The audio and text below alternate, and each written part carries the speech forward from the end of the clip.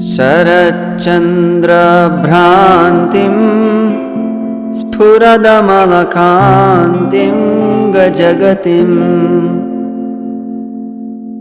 When Nityananda Prabhu promoted Krishna consciousness on behalf of Chaitanya Mahaprabhu. Chaitanya Mahaprabhu came to give Krishna prema. But who was the main distributor?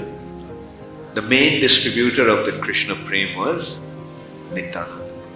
That's why he has been described here as Bhajana Tauru Kandam, the root of the tree of devotion, devotional service. The tree stands on the root. The root is the very foundation of the tree. And the tree is sustained by the root. So entire process of devotional service is sustained and nourished by Nityananda. Therefore, those who are eager to develop Krishna consciousness, those who want to become devotees of Krishna, they must take shelter of Nityananda.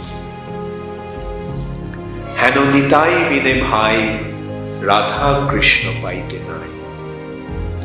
Without the mercy of Nityananda Prabhu, one cannot get Radha Krishna.